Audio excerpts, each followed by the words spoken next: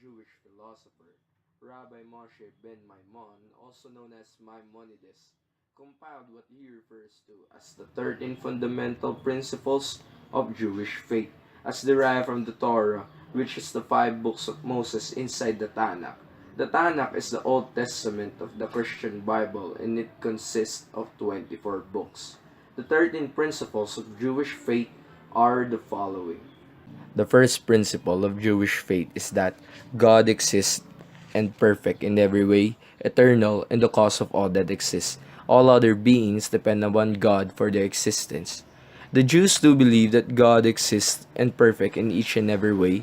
The Jews and all other living things existed because of God, and without God, all living things won't exist. So this means that Jews believe that God is equals to life. The second principle of Jewish faith is that God has absolute and unparalleled unity. The Jews do believe that God can unite anyone who believes in Him. The third principle of Jewish faith is that God is incorporeal. God will not be affected by any physical occurrences such as movement, rest, or dwelling, but He has the absolute power to do anything without a material existence. The fourth principle of Jewish faith is God existed prior to all else. God exists since the beginning of time, and He will never fade away. The fifth principle of Jewish faith is that God should be the only object of worship and praise. No foreign gods should be worshipped other than God Himself. This sparks the monotheistic belief where only one God is worshipped. The sixth principle of Jewish faith is God communicates with man through prophecy. Prophets and prophecies exist because God needs to communicate with His people, and the greatest prophet of all time is known to be Moses. The seventh principle of Jewish faith is Moses was the greatest prophet ever lived. He is known to be the greatest prophet ever lived since he is the only prophet who believed in God till the end without having doubts in spite of Moses' suffering and people not believing him. The eighth principle of Jewish faith is belief in the divine origin of the Torah. The Torah is believed to be from heaven that was sent by God to Moses at Sinai. This doesn't literally mean that it was a gift that was sent from above, but the Torah is implanted into Moses' mind by God. The ninth principle of Jewish faith is the belief in the immutability of the Torah. The Torah will never be abrogated, nothing will be added to it or subtracted from it. God will never give another law. It is forbidden to be changed until the end of time, and the Torah will stay as it is.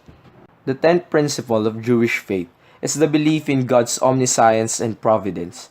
God knows the actions of humans and it is not neglectful of them. The 11th principle of Jewish faith is God rewards those who obey the commands of the Torah and punishes those who violate His prohibitions.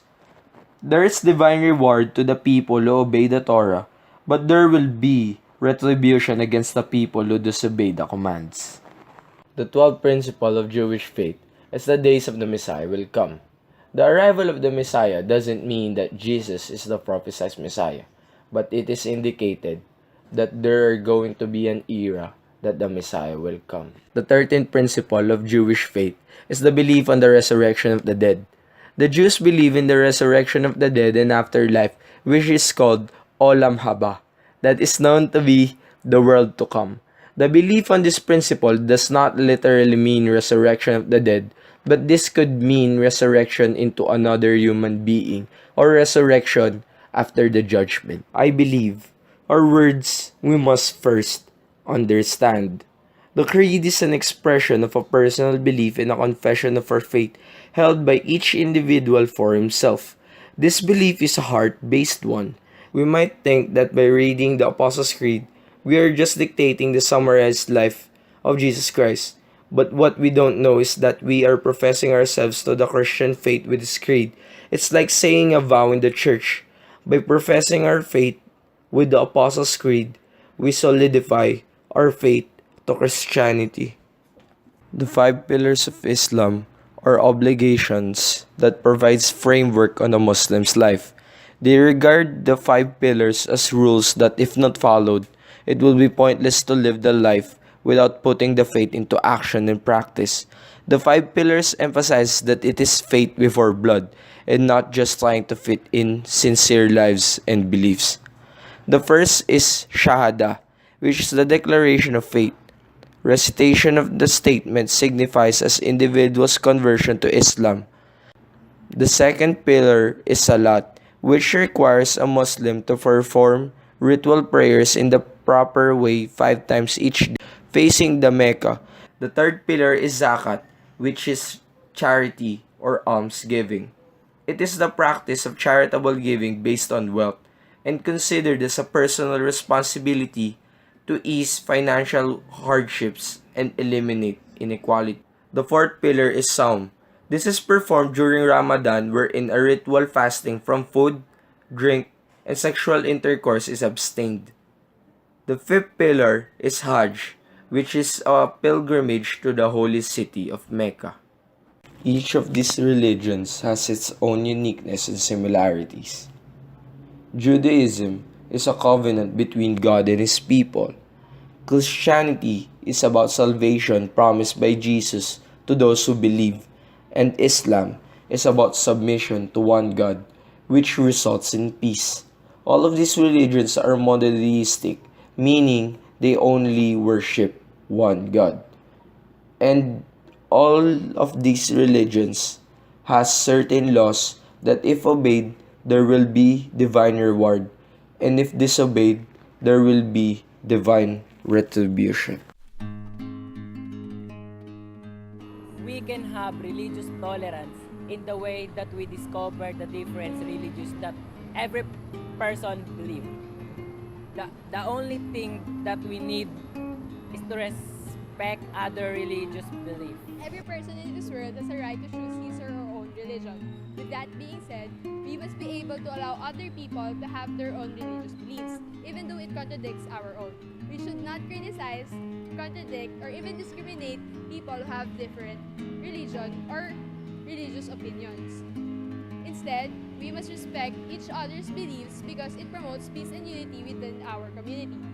After all, there is no such thing as a superior religion in this The world. society needs to be aware on others' religion because it is not only meaning that we respecting them as a person, it is also mean that we respecting their gods or their beliefs. Religious tolerance is about accepting and being sensitive about other religious and spiritual beliefs and understanding. We think that the religions of other people were wrong because they have many beliefs. That's why we teach them and tolerate our own spiritual beliefs. We, the people in the society, should be aware of the different beliefs all around us. The different beliefs all around us has big differences between each other. And these differences are factors that we should consider in socializing in our daily lives. We should also consider the fact that religion is not made so there would be discrimination. Religion should not be the source of discrimination, but also even though we have different beliefs, there should be unity.